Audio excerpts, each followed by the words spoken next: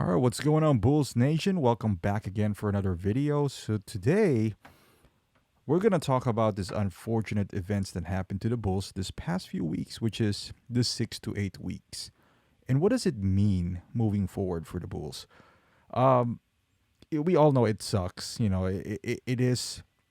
We're gonna have to work our bench and all that stuff, but in the big picture, the trade deadline is what 2 weeks away from now. And what are the ramifications of these injuries? Um, and it's bigger than you think. If it was just Lonzo Ball that was injured, and that's already a bad luck, right? That sucks because Lonzo's a big part of the team.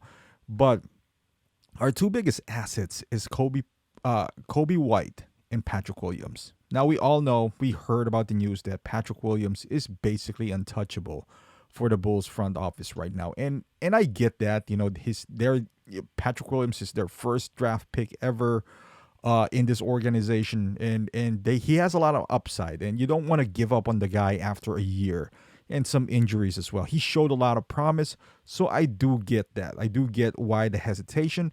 We all know this front office is not shy about pulling the trigger if they think that a deal would improve this team, but I don't even blame them. We're trying to hold on to Patrick Williams. I see the rationale about it. Now, as far as Kobe White, he was there were reports that he was available, but it makes it a lot harder to trade him now, especially with our injuries on the backcourt. As I was saying earlier, if it was just Lonzo Ball, we can still go with the three guard rotation: Levine, Io, and Caruso. You can interchange. Levine can handle the ball. He can bring the ball down, act as a point guard, and Io obviously can do that, and so is Caruso. We our rotation is still gonna be pretty solid, even without Kobe. But now without Caruso, Kobe is as valuable as ever. I mean, he was already valuable because of his scoring prowess. We all know that we needed scoring off the bench before. When he was injured, he came in. Initially struggled, but this past few weeks, he is lighting it up. Outside of the past two games, he was a bit cold in the 3 point area, but we still need his scoring punch off the bench. But that is something that I believe all the Bulls fans are willing to give up on if that means getting a quality four, because that is what's missing with the Bulls right now up until Patrick Williams comes back, and that is up in the air, right? We all know, we all feel like Patrick Williams will be back before the playoffs, but you never know. You never know what's going to happen, and that's a glaring need for us, because we didn't even see Patrick Williams at the four. Is he going to be effective at the four? We never really saw that, but we're hoping he would be. But if there's a deal to be made and all it would cost is Kobe White, I think most Bulls fans are going to be okay with that. Now, with his injury, that means we have to hold on to Kobe White. Now, we don't have to, but the likelihood that we do is a lot higher now than ever, especially with that Caruso injury.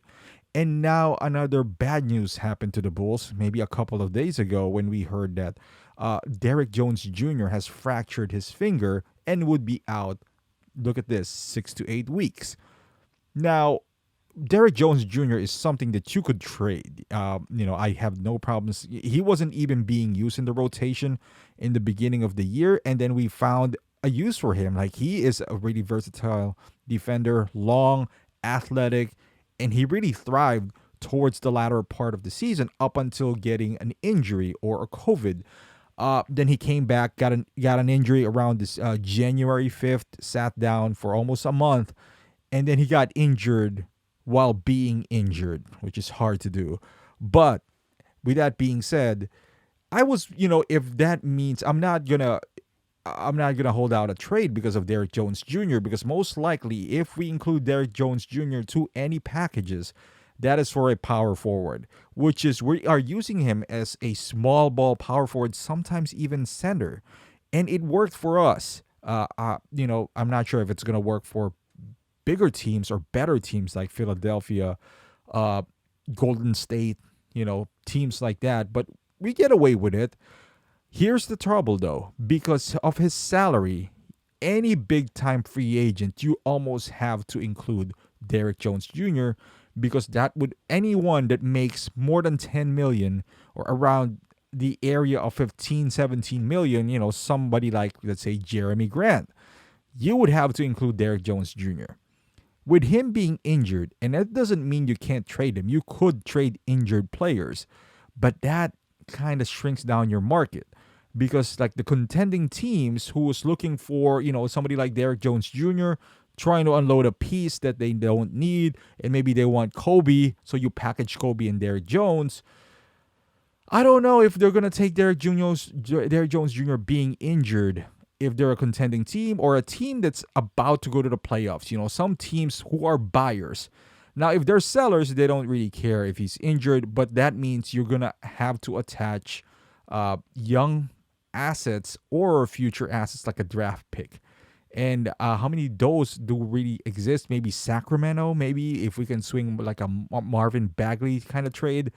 I don't know, but Derrick Jones Jr. being injured doesn't really help the Bulls in locating that power forward in need, badly need that we do have. So this injuries just doesn't hurt us immediately, within the season because we all know that it does affect us, the play on the court. But not only that, it hurts our ability to move around pieces in trade coming this deadline because we all know they're not going to be back before the deadline. 6 to 8 weeks, let's hope for the best and, prepare for the worst. That means we're looking at Derrick Jones Jr. at around March. And that sucks. That sucks. At best case scenario, he'll be, second week of March. Worst case, maybe April. You never know with setbacks and all that stuff. But again, it doesn't mean that it can't be traded. It is just a bit harder because now teams know that we are in need of able bodies, so now they can haggle and maybe before you can do a straight up trade between Derrick Jones Jr. and Kobe White for Marvin Bagley. Now, because the Kings know that we're desperate, they might ask for like a second round pick. And if this was the John Paxson era, I wouldn't mind. But this is a different era right now, which you don't want to give out. You just don't want to give up second rounders. Look at what happened to Iowa. Imagine if we give out that second round pick. This organization is pretty good right now that you don't want to give out any major, not even major assets, any assets because we barely have any draft capital in the next couple of years.